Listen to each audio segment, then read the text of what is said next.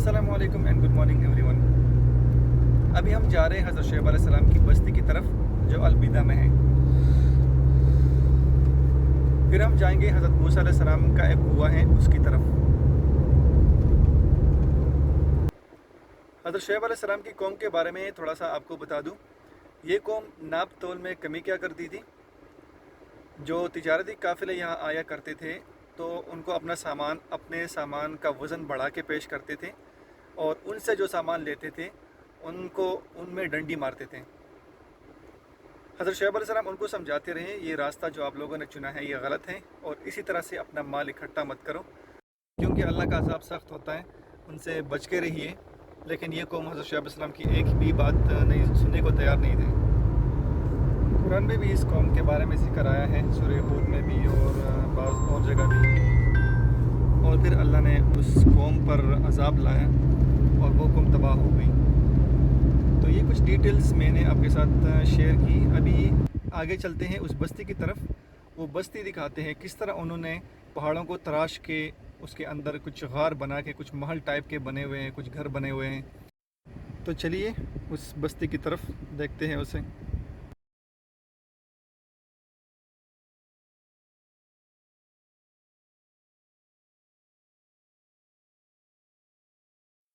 वो सामने दूर एक गार नज़र आ रहा है, वो एक घर है उस ज़माने का।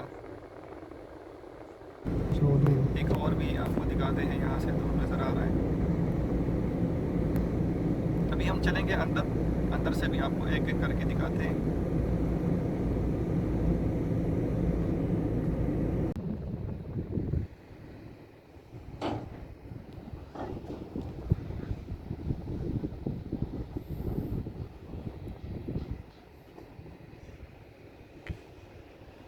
इस बोर्ड के ऊपर कुछ इन्फॉर्मेशन लिखी गई है इस बस्ती के बारे में।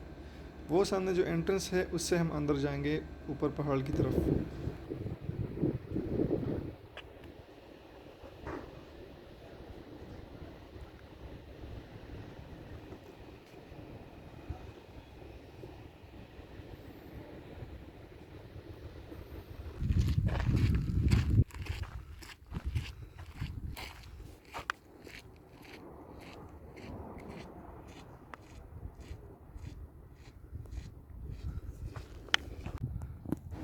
अभी हम ऊपर आ चुके हैं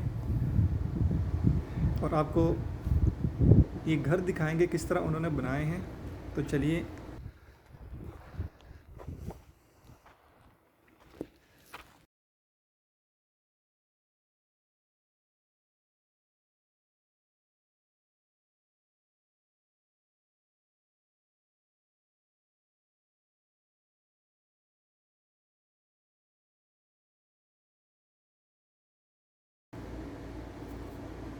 देखिए किस तरह उन्होंने बनाए हैं।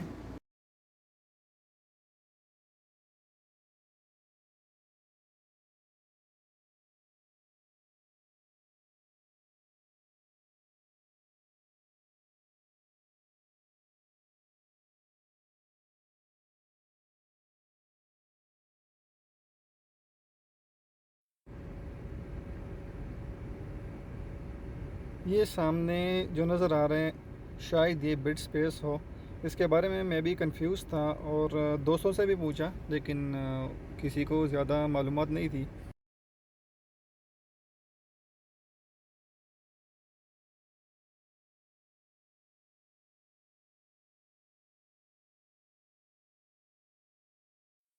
ये घर दूसरे से तकरीबन थोड़ा सा मुख्तलिफ है।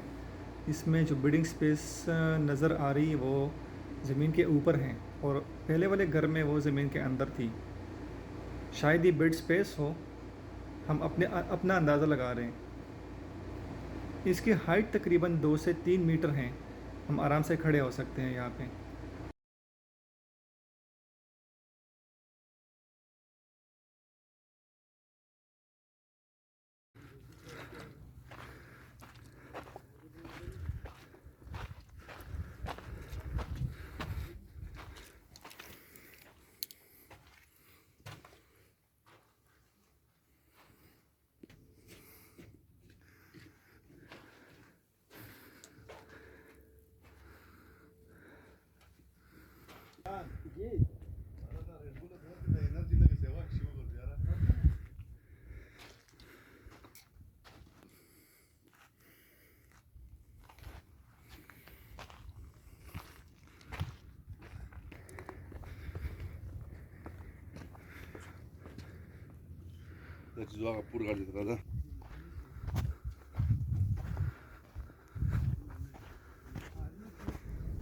ये सामने एक और घर है, इसके ऊपर कुछ डिज़ाइन सा बना है। उस टाइम के घरों को भी डिज़ाइन करके बनाया जाता था और ये डिज़ाइन अब तक मौजूद है।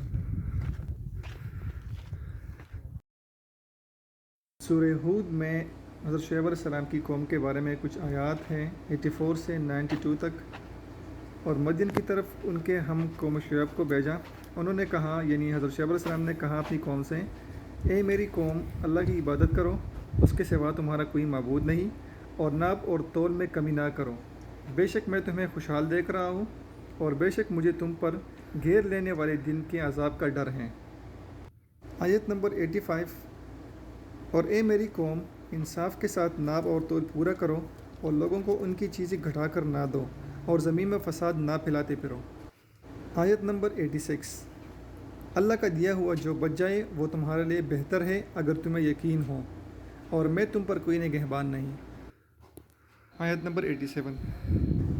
कौम ने कहा, ए शुएब, क्या तुम्हारी नमाज तुम्हें ये हुक्म देती है कि हम अपने बाप दादा के खुदाओं को छोड़ दें या अपने माल में अपनी मर्ज़ी के मुताबिक अमल ना करें? वाह भाई, तुम तो बड़े अक्लमंद नेक चलन हो। आयत नंबर 88।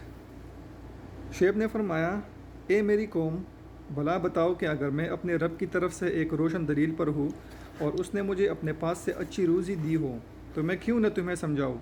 और मैं नहीं चाहता कि जिस बात से मैं तुम्हें मना करता हूँ ख़ुद उसके ख़िलाफ़ करने लगूँ। मैं तो सिर्फ़ इस्लाह चाहता हूँ जितने मुझसे हो सके, और मेरी तौफ़ीक अल्लाह ही की मदद से है। मैंने उसी पर भरोसा किया और मैं उसी की तरफ रुजू करता हूँ। आयत नंबर 89। और ए मेरी कौम, मेरी मुखालिफत तुमसे ये ना करवा दे कि तुम पर भी उसी तरह का अजाब आ पहुँचे जो नूह अलैहिस्सलाम की कौम या हूद अलैहिस्सलाम की कौम या सालेह अलैहिस्सलाम की कौम पर आया था, और लोत अलैहिस्सलाम की कौम तो तुमसे कोई दूर भी नहीं। आयत नंबर 90 में है, और अपने रब से माफ़ी चाहो फिर उसकी तरफ रुजू लाओ, बेशक मेरा रब बड़ा मेहरबान मोहब्बत वाला है। आयत 91। उन्होंने कहा, ए शुएब, तुम्हारी ज़्यादातर बातें तो हमारी समझ में नहीं आ रही, और बेशक हम तुम्हें अपने दरमियान कमज़ोर देखते हैं, और अगर तुम्हारा कबीला ना होता तो हम तुम्हें पत्थरों से मारते, और तुम हमारे नज़दीक कोई मुअज़्ज़ज़ आदमी नहीं हो। आयत 92। शुएब ने फरमाया, ए मेरी कौम, क्या तुम पर मेरे कबीले का दबाव अल्लाह से ज़्यादा है, और उसे तुमने अपनी पीठ के पीछे डाल रखा है? बेशक मेरा रब तुम्हारे तमाम अमाल को घेरे हुए हैं। हज़रत शुएब अलैहिस्सलाम इन कौम को बहुत समझाते रहे, और यही कौम हज़रत शुएब अलैहिस्सलाम को यही कहते रहे कि आपका कबीला नहीं होता तो हम आपको मारते, ये करते, वो करते। तो हज़रत शुएब अलैहिस्सलाम ने कहा, ठीक है, आप लोग नहीं मान रहे, अल्लाह से डरो, अल्लाह का अज़ाब बहुत सख्त होता है। और फिर जब पानी सर से गुज़र गया, अल्लाह का अज़ाब इस कौम के ऊपर आया, और इस पूरे कौम को अल्लाह ने गर्क कर दिया।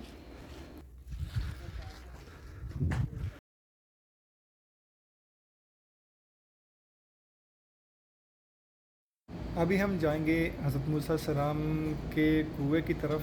प्रॉफेट मूसा अलैहिस्सलाम वेल, उसके कुछ आसार वग़ैरह हैं वो आपको दिखाएंगे।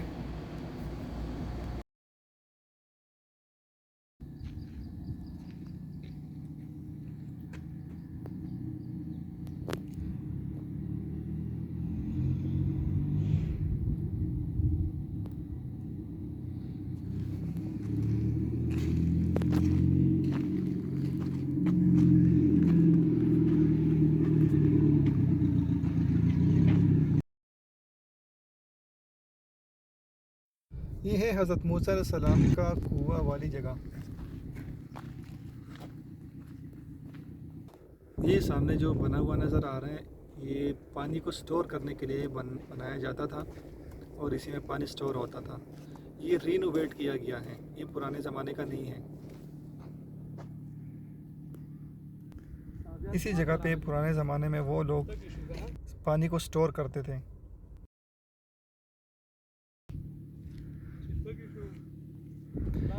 इन लाइनों को भी रीनोवेट किया गया है। इसके ज़रिए पानी नीचे जाता था और उसी स्टोरेज एरियाज़ में पानी स्टोर होता था। वो सामने उसी ज़माने का एक घर है और ये हज़रत मूसा अलैहिस्सलाम का कुआं है, प्रॉफेट मूसा अलैहिस्सलाम वेल। कहा जाता है कि जो भी काफ़िले यहाँ आया करते थे या यहाँ से उनका गुज़र होता तो वो इसी कुएं का पानी इस्तेमाल करते। अब ये कुआं ड्राई है, खुश्क है, इसमें पानी नहीं है। और जो नीचे स्टेयर्स नज़र आ रही है, इसी स्टेयर्स को यूज़ किया जाता था पहले अंदर से पानी लेने के लिए।